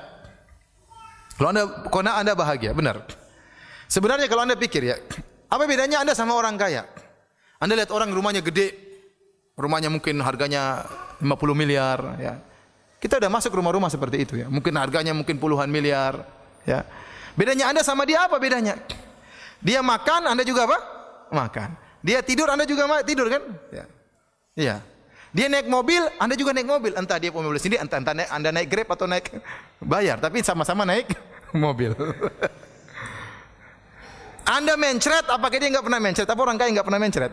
Ya, orang kaya juga mencret, juga sakit perut sama seperti ente. Bedanya apa ya? Bedanya rumahnya besar, rumahnya kita kecil. Rumahnya dia kita kontrakan ya. Memang ada bedanya, tapi tidak terlalu jauh ya. Antum enggak terima ya? Maksud saya, sudahlah nikmati yang ada. Ya. Dia makan, kita juga makan, apa? Ya, kita ngaji, dia belum tentu ngaji, banyak urusan dia. Pegawainya banyak sekali, dia belum tentu ngaji. Ya. Dia belum tentu baca Quran. Belum tentu. Ya. Ya bolehlah kita cari perbaikan kehidupan, boleh, tapi ya, jangan apa namanya. Makanya sebagian ulama mengatakan kalau seorang memandang orang kaya dengan pandangan yang adil, yang munsif, dia pasti memuji Allah Subhanahu wa taala. Ya ikhwan, orang kaya itu punya kelaziman konsekuensi juga yang banyak yang dia pikirkan. Dia pikirkan perusahaan dia pikirkan saingan perusahaan. Dia mengikuti perkembangan berita tentang ekonomi. Kalau sudah waktu gajian kepada anak buah, dia pusing. Ente tidak pusing, ente terima gaji dari dia. Yang pusing juga dia, gimana apa namanya anak buah saya, pegawai saya harus digaji. Macam-macam dia pikirkan. Belum dia pikirkan uangnya simpan di mana. Pikirkan lagi ternyata teman bisnisnya bisa jadi berkhianat. Banyak yang dia pikirkan. Ente habis pulang pengajian tidur selesai. Tidak terlalu banyak dipikirkan. Maksud saya kalau ente lihat dari sisi ini, ente dapat bahagia, dapat kebahagiaan. Ya. Betapa banyak orang kaya tidak bisa tidur. Sebelum tidur mikir pusing banyak. Ente tidur, istri sudah tidur selesai. Bangun-bangun sudah pagi, alhamdulillah. Kerja lagi, ya. Alhamdulillah, ya. Betapa banyak orang yang hidupnya santai tapi tidak bisa tidur. Ente yang kerja keras mungkin macul, mungkin apa, capek tidur meskipun di atas sawah. Nikmat atau tidak? Dia belum tentu bisa tidur. Oleh karenanya jika seorang mandang dengan pandangan yang adil, ya, saya tidak suruh antum menjadi orang miskin ya, enggak ya. Maksud saya, terimalah, bersyukurlah dengan apa yang Allah berikan, yakinlah apa yang Allah takdirkan itu yang terbaik bagi antum. Taib. Kemudian di antaranya menghitung-hitung nikmat Allah Subhanahu wa taala. Ya, kita ingat-ingat nikmat Allah. Wa in ta'uddu ni'matallahi la tuhsuha. Kalau kalian menghitung nikmat Allah, kalian tidak akan mampu. Tapi kita hitung-hitung yang semampu kita. Anda renungkan sekarang. Contoh kita ini. Kita ini diciptakan oleh Allah Subhanahu wa taala. Alhamdulillah kita diciptakan jadi manusia, bersyukur. Coba kalau anda jadi monyet, jadi kambing ya. Ya. Jadi monyet, tadi ada topeng monyet kan, kasihan. Ya, kata sebagian teman, kita bersyukur bisa makan dari hasil makanan kita sendiri. Ada orang dari hasil monyet dia makan. Artinya kan enggak enak jadi hewan, ya. Coba antum diciptakan jadi kecoa, kan enggak enak kan? Jadi manusia alhamdulillah nikmat. Sudah jadi manusia, alhamdulillah ternyata anda orang Islam. Nikmat. Betapa banyak orang dilahirkan bukan orang Islam. Anda diberi hidayah oleh Allah Subhanahu wa taala. Betapa banyak orang lebih cerdas daripada anda tidak dapat hidayah. Karena masalah hidayah bukan tidak berbanding lurus dengan masalah kecerdasan. Betapa banyak orang cerdas, orang-orang Jepang lebih hebat dari kita, IQ-nya lebih tinggi, tapi nyembah matahari. Dalam masalah akidah otaknya enggak ada. Iya, dia pintar dalam masalah robot, dalam masalah ini, dalam masalah teknologi, masalah akidah enggak punya hidayah, nyembah matahari. Banyak orang-orang di India cerdas, ya, canggih dalam masalah IT dan macam-macamnya, nyembah sapi. Sapi dimuliakan. Sementara kita di sini kita dipotong sapi tersebut, di sana dimuliakan. Ya. Kemana otaknya? Kita bilang hidayah dari Allah Subhanahu wa taala. Karena hidayah bukan masalah kecerdasan. Banyak orang mungkin detailnya bagus, detailnya ini, tapi jadi pengikut nabi palsu. Antum kira pengikut misalnya yang ngaku sebagai nabi palsu itu orang-orang bodoh? Tidak, mereka orang cerdas. Mungkin orang-orang kaya, mungkin direktur-direktur, tapi goblok dalam masalah agama. Allah tidak beri hidayah. Ya. Gimana seorang kemudian menyembah batu, menyembah patung? Ya. Saya ingat selalu cerita teman saya, ada seorang polisi di Madinah ya. Suatu saat dia pergi ke Sri Lanka. Pergi ke Sri Lanka dengan dia suka berdakwah ya. Dia suka berdakwah dan dia polisi. Dia dulunya adalah kepala polisi di Masjid Nabawi. Dia pergi ke Sri Lanka, kemudian dia sengaja ingin pergi ke tempat peribadatan. Ada orang nyembah-nyembah patung di sana. Kemudian dia pergi bawa penerjemah karena dia enggak bisa bahasa Sri Lanka. Dia pakai baju Arab, pakai jubah, pakai sorban, pakai sepatu, masuklah pakai sendal, masuklah ke kuil tersebut. Begitu dia masuk disuruh lepas sendal, dia lepas. Ini juga lepas. Kata dia, ini juga baju lepas. Enggak, silakan. Biasa dia pangkatnya tinggi suka perintah orang ya. Maka dia berjalan. Saya berjalan sampai masuk ke dalam kuil tersebut, ada patung gede diibadahi, ada pendeta di situ menjaga patung tersebut. Maka kemudian dia cerita sama saya bikin masalah Firanda. Saya bilang gini, "Assalamualaikum," sama patung tadi.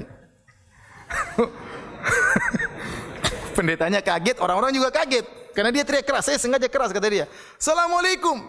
Teman yang terjemahnya takut. Kata dia. Ulang lagi. "Assalamualaikum," 2 kali. Yang orang ramai semua perhatikan. Sampai 3 kali. "Assalamualaikum," dengan suara yang keras. Pendeta itu bilang, "Ada apa ini?" Suruh terjemahin bilang, "Saya ini beri salam sama Tuhannya, kenapa enggak dijawab?" Orangnya takut. Aduh gimana ini? Terjemah katanya. "Saya enggak berani, kalau kau tidak terjemah saya bikin lebih parah daripada ini," katanya. Akhirnya dia terjemah. Terjemah dia bilang, "Ini tadi beri salam, katanya kenapa Tuhannya tidak jawab?" Kata pendeta tadi, dia punya ruh tapi kita tidak tahu. Terjemahin sama dia. Kalau ruh itu seperti saya, mata bisa buka-buka, bisa ngomong. Ini patung dan dia sudah sengaja bawa batu di sini. Itu patung sama dengan batu ini. Nih. Subhanallah, di depan pendeta dia ambil batu-batu. Itu patungmu itu enggak dengar, enggak ngelihat, sama seperti batu ini, katanya, dibuang. Waduh. Terjemah kata.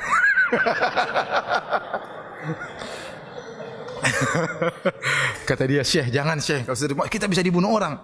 Kata Syekh tersebut, "Saya ingin kau mati syahid di sini."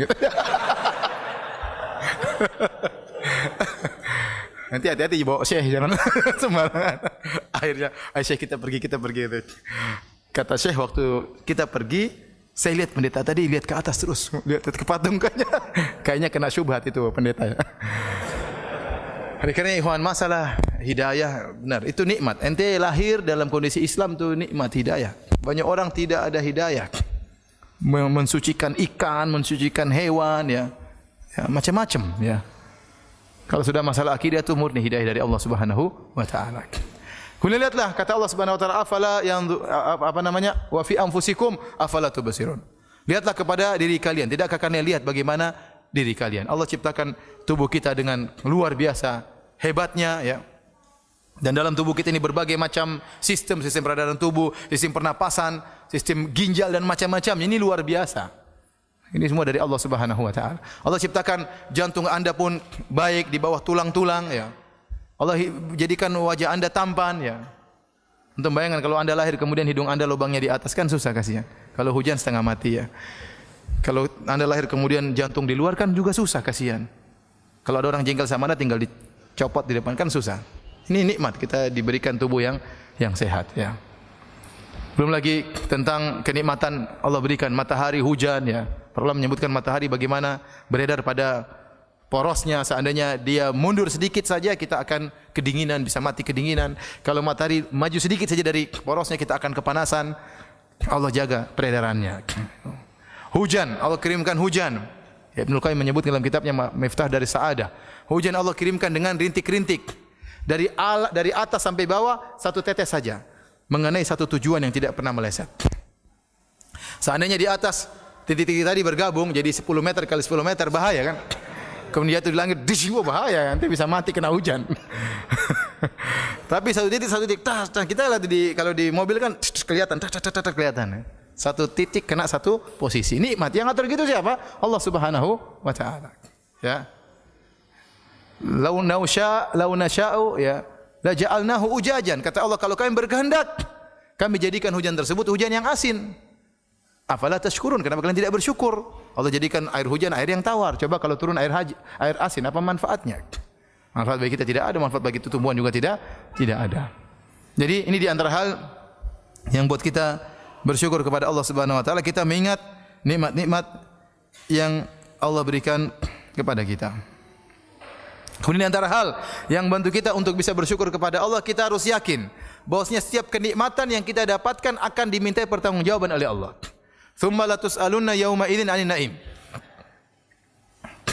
Kemudian kalian akan benar-benar ditanya oleh Allah tentang nikmat yang kalian rasakan. Semua nikmat akan dimintai pertanggungjawaban.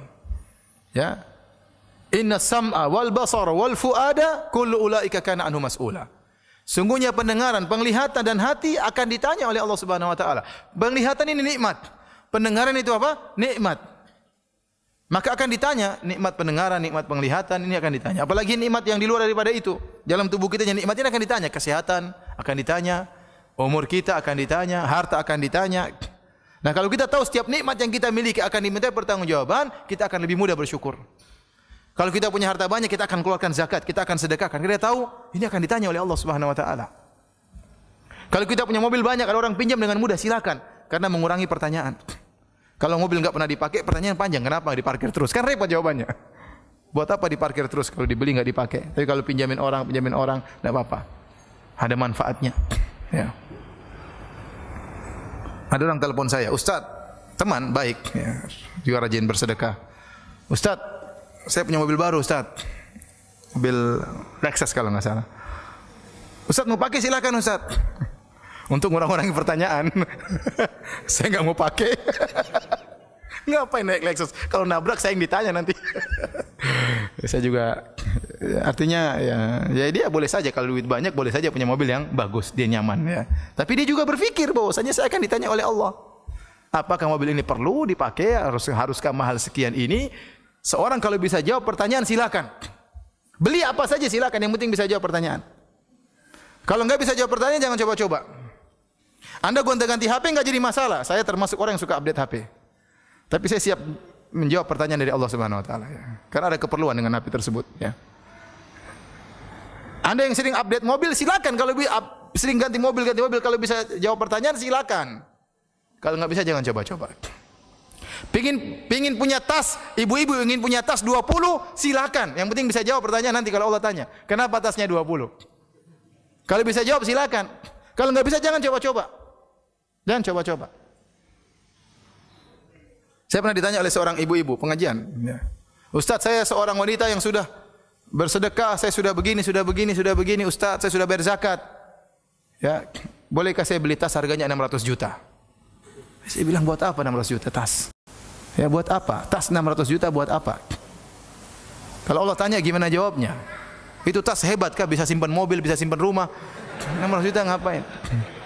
Mau tas kecil begini buat apa? Buat apa? Ya. Khawatir tas seperti itu buat orang sombong karena yang ditampilkan mereknya. 600 juta, apa fungsinya? Bedanya 600 juta dengan tas harga 3 juta. Apa bedanya? Enggak ada bedanya. Kenapa harus 600 juta? Kalau bisa jawab pertanyaan Allah, silakan. Karena setiap nikmat yang kita rasakan ditanya oleh Allah Subhanahu wa taala. Intinya kalau bisa jawab silakan, enggak ada yang larang. Maka seorang tatkala ingin beli sesuatu, ya tanya, ini bisa jawab enggak pertanyaan ini kalau ditanya oleh Allah? Kalau bisa silakan. Silakan. Kalau enggak bisa jangan coba-coba. Hanya memberikan, hanya menambah apa? Bumerang yang akan menyerang Anda pada hari kiamat kelak. Ya. Oleh karena para hadirin, ini di antara hal yang buat kita mudah bersyukur, kita mudah menjadi qanaah. Lihat orang rumahnya besar, kita alhamdulillah. Kalau saya punya rumah sebesar itu gimana ditanya oleh Allah nanti? Sementara tetangga-tetangga masih banyak yang kelaparan, tetangga-tetangga masih banyak yang miskin. Iwan kemarin saya merasa sedih sekali kemarin. Bukan sedih karena saya jarang biasa mengalami seperti itu ya. Saya alhamdulillah kalau misi pengajian dijemput kebanyakannya seringnya pakai mobil ya. Pakai mobil dengan berbagai macam modelnya. Saya ustaz tapi naik mobil macam apa saja pernah ya. Mobil butut, mobil mewah, mobil super mewah juga alhamdulillah. Sudah alhamdulillah ya. Satu saat saya ingin mengisi di Bekasi waktu itu. Beberapa minggu yang lalu. Waktu weekend. Sangat padat waktu itu. Sampai akhirnya tidak terburu padahal saya keluar dari rumah pada asar. Tidak terburu karena long weekend, akhirnya saya bilang sama panitia, sudah saya naik ojek aja. Naik ojek. Karena nggak mungkin, sudah lihat di Google masih jauh, nggak terkejar. Akhirnya ada panitia yang turun dari mobil, ngentopin Gojek di tengah jalan. Jadi saya naik Gojek, masuk di tengah-tengah kepadatan. Baru pertama saya seperti itu. Asap-asap kendaraan. Subhanallah, saya bilang selama ini saya di atas nikmat. Saya tutup terus ini. Sekarang saya enggak kuat asap seperti itu. Kemudian masuk sampai di depan rel kereta api, nunggu kereta api lewat. Jing, waduh, kata saya. Benar-benar saya merasakan, subhanallah, kasihan orang-orang ini selama ini. Ya mungkin mereka biasa, saya tidak terbiasa, kaget merasakan seperti itu. Ya, ibu-ibu, ada yang gonceng orang tua, ada yang anak-anak. Saya lihat sendiri itu, padat sekali waktu itu. Ya, saya sering lihat mereka, tapi saya tidak terpikirkan kalau seperti itu parahnya. Karena melihatnya dalam mobil, kasihan. Enggak. Ini sekarang saya turun langsung baru saya rasakan apa? Ya Allah, gitu ya, meskipun saya naik mobil orang, bukan mobil sendiri, nikmatnya luar biasa. Jadi kalau kita lihat seperti ini dan kita lihat ke bawah, ya, kita juga tahu bahwasanya setiap nikmat akan ditanya oleh Allah Subhanahu wa taala, memudahkan kita untuk bersyukur. Ya. Antum bayangkan saya bisa bayangkan orang punya rumah 8. Itu gimana nanti di akhirat? Ya. Orang punya rumah 8, kemudian punya mobil 10. Gimana ditanya di akhirat? Ya kalau semuanya diperlukan enggak apa-apa, yang penting dia bisa jawab. Tapi kalau cuma dipajang aja, kapan dia sedekah buat masjid, kapan dia bangun pondok, ini harta semua akan ditanya. Pertanyaan bakalan apa? Bakalan panjang. Taib. Di antara hal yang bantu kita untuk bersyukur kepada Allah Subhanahu wa taala, berdoa kepada Allah agar kita menjadi hamba yang pandai bersyukur. Di antaranya adalah doa tatkala dubur salat, sebagaimana di akhir salat, sebagaimana kata Nabi sallallahu alaihi wasallam kepada Muadz, "Ya Muadz, inni uhibbuk." Ya Muadz, sungguhnya aku cinta kepadamu, kata Nabi sallallahu alaihi wasallam. "Fala tada'anna fi kulli duburi salat an taqul." Jangan sekali-sekali kau tinggalkan setiap di akhir salat engkau berdoa, "Allahumma a'inni ala dzikrika wa syukrika wa husni ibadatik."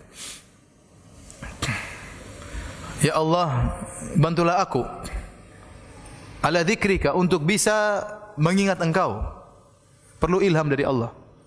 Wa syukrik, untuk bisa bersyukur kepadamu. Wa husni ibadatik, dan agar bisa beribadah dengan baik kepadamu. Bukan ibadah asal-asalan. Bukan salat asal-asalan, bikin salat yang benar. Ngaji bukan ngaji asal-asalan, ngaji yang benar. Ya. Kita ingin ibadah yang benar. Haji bukan haji asal-asalan. Umrah bukan karena rame-ramean orang umrah ikut-ikutan umrah, enggak. Ingin ibadah yang baik. Ingin pandai bersyukur, minta kepada Allah Subhanahu wa taala. Dan renungi doa tersebut. Allahumma inni ala dzikrika. Ya Allah, tolonglah aku. Kalau kau tidak tolong kita, saya tidak bisa, ya Allah. Ala dzikrika, untuk mengingatmu, sehingga lisan kita senantiasa ingat kepada Allah. Kemana-mana kita mudah berzikir. Wa ala syukrika, untuk bersyukur kepadamu. Oleh karenanya para anbiya, para nabi dahulu mereka minta kepada Allah, ya, agar bisa bersyukur kepada Allah. Nabi Sulaiman alaihissalam tatkala mendengar semut berbicara, fatabassama dhahikan min qawliha. Maka Nabi Sulaiman pun tertawa melihat semut berbicara, melihat semut berbicara. Karena semut tersebut mengenal Nabi Sulaiman. Kata semut tersebut, udkhulu masakinakum la yahtimannakum Sulaiman wa junuduhu wa hum la yash'urun. Kata semut tersebut, ya ayuhan namlu, wahai pasukan semut, wahai yang merasa semut. Ya ayuhan namlu, ini sudah saya jelaskan karena semut tersebut menggunakan an-naml, kata jama' ada alif lamnya, dan dalam bahasa Arab memberikan faedah keumuman. Antum kan enggak tahu kan? Ini kaidah usul fikih. Dia mengatakan, ya ayuhan namlu, wahai seluruh semut, wahai yang merasa semut. Udkhulu masakinakum, masuklah ke rumah-rumah kalian tanpa terkecuali. Kenapa? La yahtamannakum Sulaiman wa junuduhu wa hum la yash'urun. Jangan sampai kalian keinjak oleh Sulaiman dan pasukannya. Subhanallah. Semut ngomong begitu, Nabi Sulaiman apa?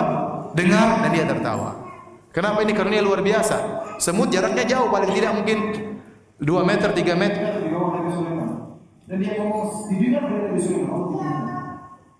Kemudian dia ngomong, sebut aja jalan di sini, kita jalan di kita dengan ini semua di ujung dengar Nabi Sulaiman. Kemudian semut ini ketemu Sulaiman dan dia bilang, dia bilang, yakimannakum Sulaiman wa junuduhu. Jangan sampai kalian kelindes Sulaiman dan pasukannya. Wah, kenapa salah? Nabi Sulaiman tertawa. Dhahikan min qawliha, dia tertawa dengan perkataan semut tersebut. Kemudian berdoa, Rabbi auzi'ni an ashkura ni'mataka allati an'amta 'alayya wa 'ala walidayya wa a'mala shalihan tardah. Maka dia berdoa, ya Allah, ilhamkan kepadaku agar aku bisa bersyukur kepadamu dan agar aku bisa beramal saleh. Nabi Sulaiman minta agar Allah mengilhamkan rasa syukur kepada beliau. Apalagi kita, kalau para nabi saja berdoa agar bisa bersyukur kepada Allah, maka yang lupa untuk berdoa kepada Allah agar bisa diberi sifat pandai bersyukur kepada Allah Subhanahu wa taala. Tapi hadirin Allah Subhanahu wa taala, terakhir kita bahas tentang hal-hal yang bertentangan dengan syukur, hal-hal yang menunjukkan kita tidak bersyukur. Di antara hal-hal yang menunjukkan kita tidak bersyukur, yang pertama penyakit ujub. Penyakit ujub adalah ya bangga dengan diri sendiri, lupa dengan al-mun'im al-haqiqi, siapa pemberi nikmat yang sungguhnya. Ya. Sehingga dia merasa keberhasilan karena dirinya. Sebagaimana perkataan Fir'aun, sebagaimana perkataan Qarun, tatkala dia memiliki harta yang banyak, dia mengatakan innama utituhu ala ilmin indi. Sungguhnya saya dapat rezeki yang banyak ini, saya dapat harta yang banyak ini ala ilmin indi, karena saya punya ilmu tentang masalah mencari harta. Jadi ini hati-hati. Ya. Makanya orang sebagian ulama mengatakan orang ujub itu orang yang berbuat syirik kepada Allah karena dia merasa dia ikut serta bersama Allah dalam keberhasilannya. Padahal keberhasilan dia semurni dari siapa? Dari Allah. Ya, betapa banyak orang yang berusaha tidak berhasil. Terkadang terungkap dari sebagian orang, karena saya banyak pengalaman akhirnya saya berhasil. Ya, karena saya banyak pengalaman. Karena saya cerdas makanya saya berhasil. Kita bilang tidak demikian. Kecerdasan tidak berbanding lurus dengan kekayaan. Betapa banyak orang yang cerdas, betapa banyak orang sampai kepalanya botak karena saking cerdasnya. Profesor, duit enggak punya. Neliti sana neliti sini, tanya tentang macam-macam masalah kimia, masalah matematika canggih, ya, tapi duit enggak ada. Maka kecerdasan tidak berbanding dengan apa? Kekayaan. Ada orang tidak kaya, tidak cerdas, biasa-biasa saja, jualan bebek goreng kaya raya. Tidak perlu ilmu yang canggih-canggih, ya. Mungkin SD juga tidak lulus, ya, tapi luar biasa Allah beli kekayaan. Betapa banyak orang menang teori, dan ini saya pernah diceritakan sama seorang teman pengusaha restoran. Dia bilang, Ustaz, ada orang mengolah perusahaan restoran orang lain berhasil. Dia ngolah restoran orang lain berhasil. Kemudian dia ingin buka perusahaan sendiri. Maka dia teliti dengan berbagai macam keahliannya, posisi tempat yang bagus, kebersihannya harus seperti ini, syarat-syarat seperti ini, dia buka rugi. Kenapa? Rezeki dari Allah. Ternyata belum tentu restoran sangat canggih, sangat bersih orang mau datang, belum tentu. Terkadang restoran agak kotor-kotor dikit orang mau datang. Begitu sudah semakin canggih, aduh kayaknya mahal, orang mundur dari jauh. Ya, ada restoran di pinggir jalan, pindah tempat saja kadang nggak laku. Ya, karena memang rezeki dari Allah. Maka jangan seorang merasa berhasil karena kecerdasannya, karena keahlian dia, karena banyak pengalaman. Ya akhi, banyak orang pengalamannya banyak, tetap aja miskin. Kenapa pengalamannya jadi pegawai terus, nggak pernah jadi pengalaman jadi bos? Ya, miskin terus. Jadi rezeki dari Allah. Jangan kita bilang seperti kata Qarun, innama utitu ala ilmin indi. Saya jadi kaya karena saya punya ilmu, nggak boleh. Antum berhasil jadi apapun, ingat semuanya dari Allah. Ya, semuanya dari Allah Subhanahu wa taala. Makanya ujub itu sebagian mengatakan syirik. Kenapa? Karena dia merasa ikut serta bersama Allah dalam keberhasilannya. Padahal keberhasilan tersebut murni dari Allah Subhanahu wa taala. Kemudian juga di antara bentuk tidak bersyukur kepada Allah, menisbahkan kenikmatan kepada sebab, bukan kepada Allah Subhanahu wa taala. Seperti firman Allah, ya'rifuna nikmatallahi tsumma yunkirunaha. Kata Allah, mereka mengetahui nikmat Allah kemudian mereka mengingkarinya. Kalau antum baca tafsir ayat ini, tafsir sebagian sahabat, itu seorang yang mengatakan misalnya, ya, gara-gara nahkodah yang pintar membawa kapal laut akhirnya kita selamat.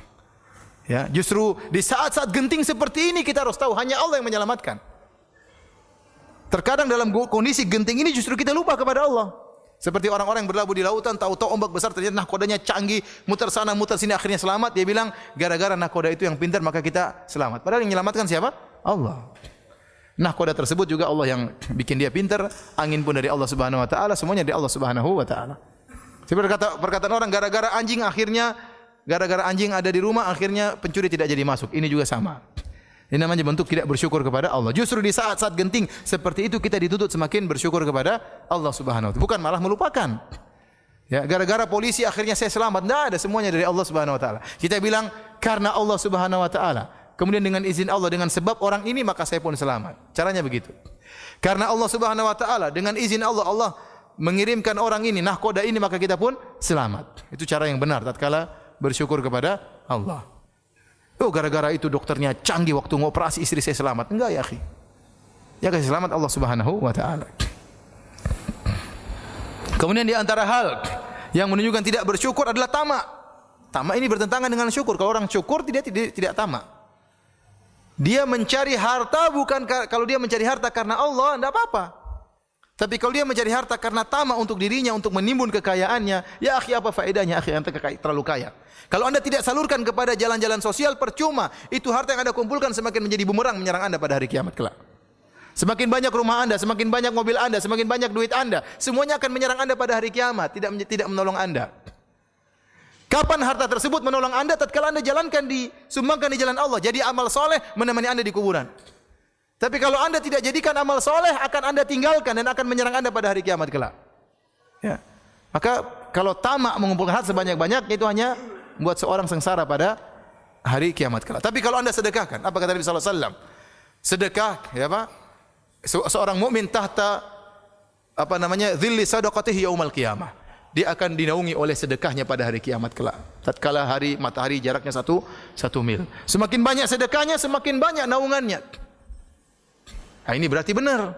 Dia sudah infakkan di jalannya, maka sedekah tadi, harta tersebut jadi amal soleh akan menemani dia pada hari kiamat kelak. Kalau enggak akan dia tinggalkan di dunia, akan menyerang dia pada hari kiamat. Maka seorang yang sadar akan hal ini, dia seharusnya tidak tamak. Kalau dia mencari harta, maka harus dia sisihkan untuk sebagiannya untuk di jalan akhirat, ya, untuk kepentingan dia di akhirat, ya.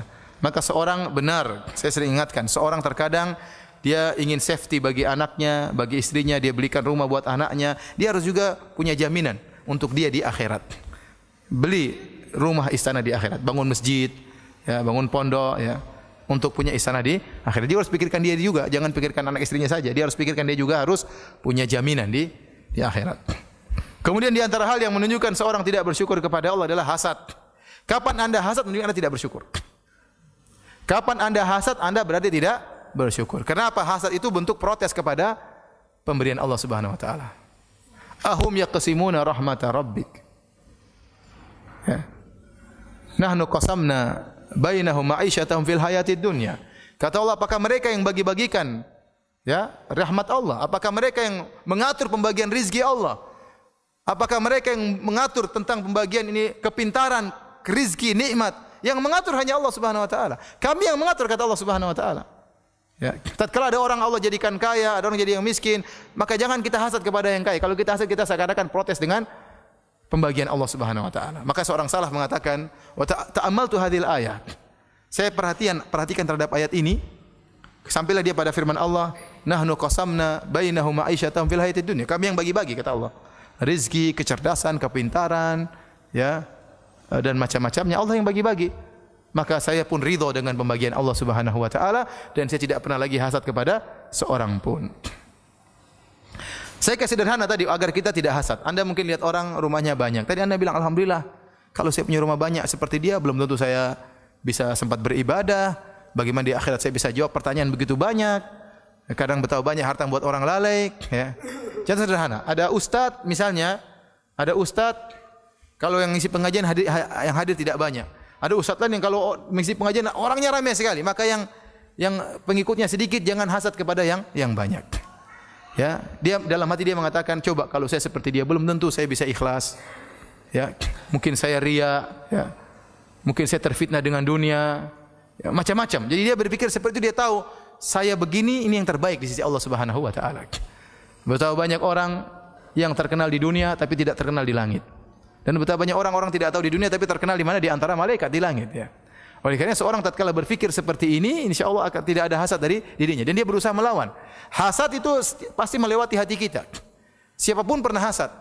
Ya, kata Ibnu Taimiyah rahimahullahu taala, ya la yakhlu jasadun min hasadin.